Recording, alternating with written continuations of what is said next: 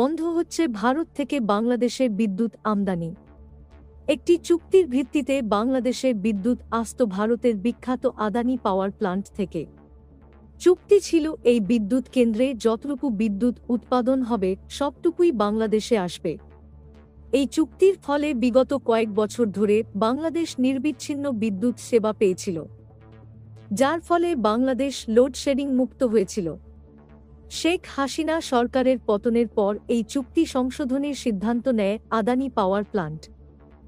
নতুন এই চুক্তিতে আদানি পাওয়ার প্লান্ট সিদ্ধান্ত নেয় আদানিতে উৎপাদিত বিদ্যুৎ এখন আর শতভাগ বাংলাদেশে রপ্তানি করবে না, তারা এখন নিজ দেশ ভারতেও সাপ্লাই দিবে। এমনই এক নোটিশ পাঠানো হয় বাংলাদেশের বর্তমান অন্তর্বর্তীকালীন সরকারের কাছে। বাংলাদেশ থেকে এখনো পর্যন্ত কোনো মতামত জানানো হয়নি।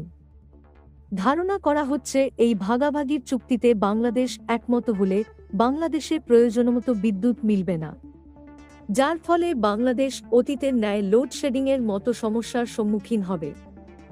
এখন দেখার বিষয় হচ্ছে বাংলাদেশ কি নতুন এই চুক্তিতে মত দিবে, নাকি চুক্তি সরাসরি বাতিল করবে বাংলাদেশ। এদিকে গত 13 জুলাই থেকে বাংলাদেশে প্রায় সব জায়গাতেই লোডশেডিংয়ের খবর পাওয়া গেছে। ধারণা করা হচ্ছে আদানি তাদের বিদ্যুৎ সাপ্লাইয়ের পরিমাণ কমিয়ে দিয়েছে, যার জন্য লোডশেডিংয়ের মতো সমস্যা তৈরি হয়েছে বাংলাদেশে। এখন প্রশ্ন হচ্ছে বাংলাদেশ কি চুক্তি রাখবে নাকি প্রত্যাখ্যান করবে, আর প্রত্যাখ্যান করলে বিদ্যুতের ঘাটতি কিভাবে পূরণ করবে তারা। এই চুক্তিতে বাংলাদেশের কোন সিদ্ধান্ত নেওয়া উচিত বলে আপনার মনে হয়?